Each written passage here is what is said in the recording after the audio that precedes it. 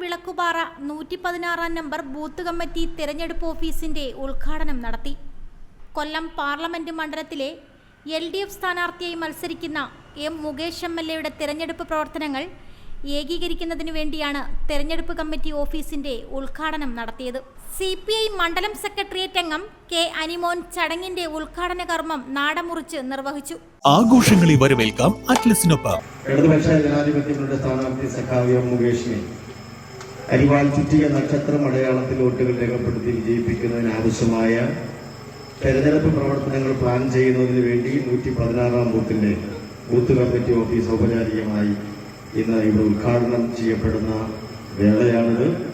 നമ്മുടെ 18ാം ലോക്സഭയിലേക്ക് നടക്കുന്ന തെരഞ്ഞെടുപ്പിന്റെ പ്രാധാന്യം തികച്ചും നമ്മുടെ രാജ്യത്തെ സാധാരണ മനുഷ്യന് ഏറ്റവും ഗൗരവമായിട്ടുള്ള അല്ലെങ്കിൽ അതിപ്രാധാന്യമേറിയ ഒരു തെരഞ്ഞെടുപ്പാണ് ഈ തെരഞ്ഞെടുപ്പ്. സാധാരണ തെരഞ്ഞെടുപ്പുകളെല്ലാം തന്നെ പ്രാധാന്യമേറിയ തെരഞ്ഞെടുപ്പുകളാണ്. ജനാധിപത്യ സംവിധാനത്തിൽ തെരഞ്ഞെടുപ്പുകൾക്കെല്ലാം പ്രാധാന്യമുണ്ട്. പക്ഷേ 18ാം ലോക്സഭയിലേക്ക് നടക്കുന്ന തെരഞ്ഞെടുപ്പ് അതീവ പ്രാധാന്യമർഹിക്കുന്ന ഒരു തെരഞ്ഞെടുപ്പാണ്. രാജ്യത്ത് കഴിഞ്ഞ 10 വർഷക്കാലമായി രാജ്യത്ത് അധികാരത്തിലിരിക്കുന്ന BJPയുടെ നേതൃത്വത്തിൽ ഗവൺമെന്റ് നടപ്പിലാക്കിക്കൊണ്ടിരിക്കുന്ന ജനവിരുദ്ധമായ ദേശവിരുദ്ധമായ നടപടികൾക്കെതിരെ നിയമങ്ങൾക്കെതിരെ കഴിഞ്ഞ 10 വർഷക്കാലമായി വികസന മുരടിപ്പ് അനുഭവിക്കുന്ന ഈ കൊല്ലം പാർലമെന്റ് മണ്ഡലത്തിന്റെ ഉന്നതിക്കാവശ്യമായ പ്രവർത്തനം കൂടിയാണ് ഈ തെരഞ്ഞെടുപ്പിൽ നാം പ്രാധാന്യമായി കാണുന്നത്. Booth committee president Sajina T. ഉദ്ഘാടന യോഗത്തിൽ അധ്യക്ഷത വഹിച്ചു. നമ്മുടെ രാജ്യത്ത് 10 വർഷക്കാലമായി അധികാരത്തിലിരിക്കുന്ന BJPയുടെ നേതൃത്വത്തിലുള്ള ഗവൺമെന്റ് നടപ്പിലാക്കുന്ന ജനവിരുദ്ധ നയങ്ങൾക്കെതിരെ കഴിഞ്ഞ 10 വർഷക്കാലമായി വികസന മുരടിപ്പ് അനുഭവിക്കുന്ന കൊല്ലം പാർലമെന്റ് മണ്ഡലത്തിന്റെ ഉന്നതിക്കാവശ്യമായ പ്രവർത്തനങ്ങൾ കൂടിയാണ് ഈ തിരഞ്ഞെടുപ്പിൽ കൂടി പ്രാധാന്യമായി കാണുന്നതെന്ന് CPI മണ്ഡലം സെക്രട്ടേറിയറ്റ് അംഗം K. അനിമോൻ ഉദ്ഘാടന വേളയിൽ പറഞ്ഞു. വിളക്കുപാറയിലുമുള്ള ബൂത്ത് കമ്മിറ്റി ഓഫീസുകളുടെയും ആയിരത്തല്ലൂർ ലോക്കൽ തെരഞ്ഞെടുപ്പ് കമ്മിറ്റി ഓഫീസിന്റെയും ഉദ്ഘാടനമാണ് ഇവിടെ ഇപ്പോൾ നടന്നത്. ഈ തെരഞ്ഞെടുപ്പ് ഈ രാജ്യത്തെ സംബന്ധിച്ചിടത്തോളം, ഈ രാജ്യത്തെ സാധാരണ മനുഷ്യനെ സംബന്ധിച്ചിടത്തോളം അതിനിർണായകമായ തെരഞ്ഞെടുപ്പാണ്.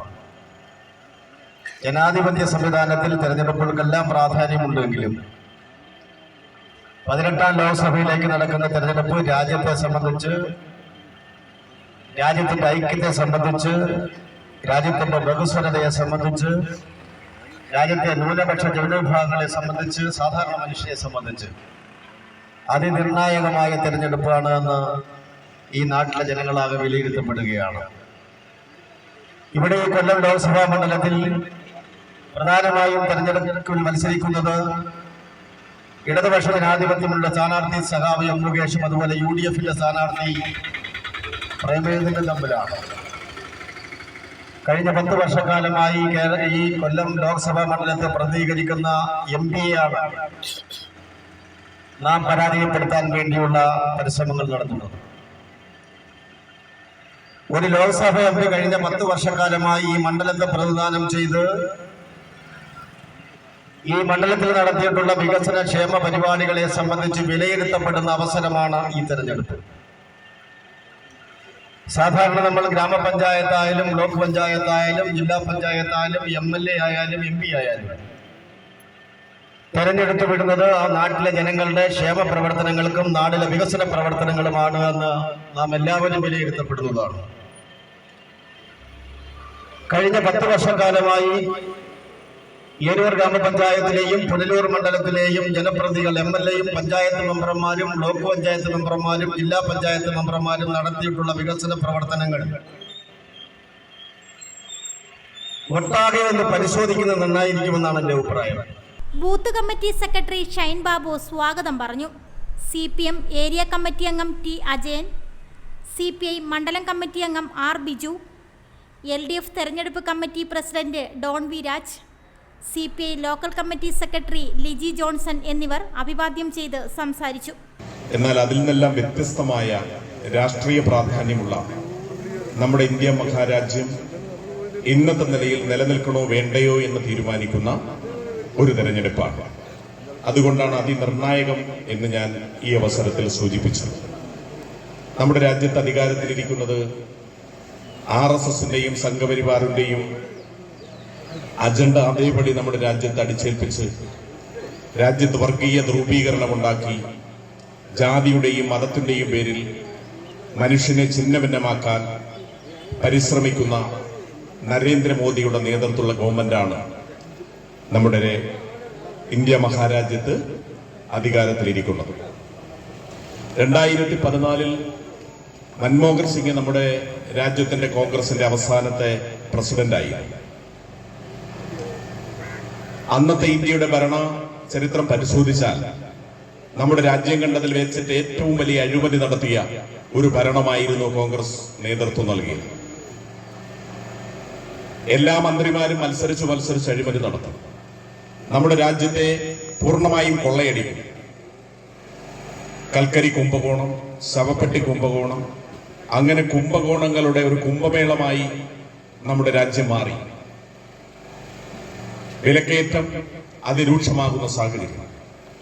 അങ്ങനെ ഒരു വിധത്തിലും മനുഷ്യന് ജീവിക്കാൻ കഴിയാത്ത ഒരു സാഹചര്യം 2014 നിലനിൽക്കുകയും നരേന്ദ്രമോദിയുടെ നേതൃത്വത്തിൽ BJP ഗവൺമെന്റ് അധികാരത്തിൽ വന്നാൽ നമ്മുടെ രാജ്യത്തിനെ സംരക്ഷിക്കും, ജനങ്ങളുടെ ജീവിത പ്രയാസങ്ങൾക്ക് പരിഹാരം കാണും. അങ്ങനെ ഒരുപാട് ഗ്യാരണ്ടികൾ ശ്രീമാൻ നരേന്ദ്രമോദി നൽകിക്കൊണ്ടാണ് 2014 അധികാരത്തിൽ വന്നത്. അദ്ദേഹം ആദ്യം നൽകിയ ഗ്യാരണ്ടി എന്ന് പറയുന്നത് നമ്മുടെ രാജ്യത്ത് അന്ന് പെട്രോളിന്റെ വില 65 രൂപയായി, ക്രൂഡ് ഓയിലിന് 113 രൂപ വിലയുണ്ടായി.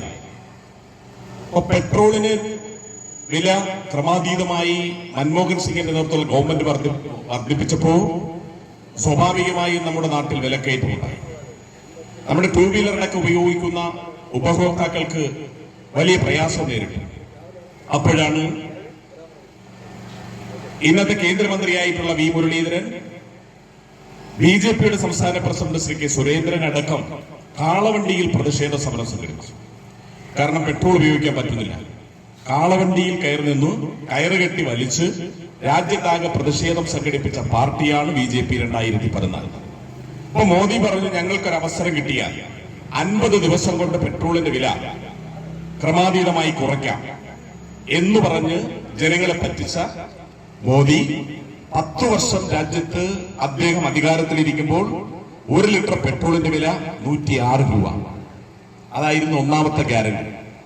രണ്ടാമത്തെ ഗ്യാരണ്ടി പാവപ്പെട്ട അമ്മമാരോടും സഹോദരിമാരോടും പറഞ്ഞു, ഗ്യാസിന്റെ വില കോൺഗ്രസ് ഭരിച്ചപ്പോൾ 410 രൂപയാണ്, അത് ഞാൻ വില കുറയ്ക്കാം എന്ന് പറഞ്ഞ് രണ്ടാമത്തെ ഗ്യാരണ്ടി രാജ്യത്തെ ജനങ്ങൾക്ക് നൽകി.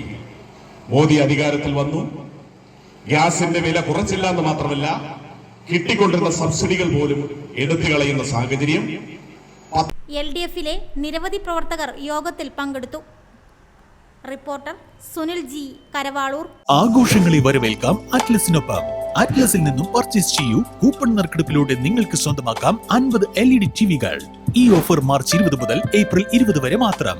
വിപണിയിൽ ഏറ്റവും പുതിയ കളക്ഷനുകൾ മറ്റാർക്കും നൽകാനാവാത്ത വിലക്കുറവിൽ ഒരുക്കിക്കൊണ്ട് ഈസ്റ്റർ, വിഷു, റംദാൻ ആഘോഷങ്ങളെ വരവേൽക്കാൻ അറ്റ്ലസ് ഒരുങ്ങിക്കഴിഞ്ഞു. Atlas, affordable fashion destination.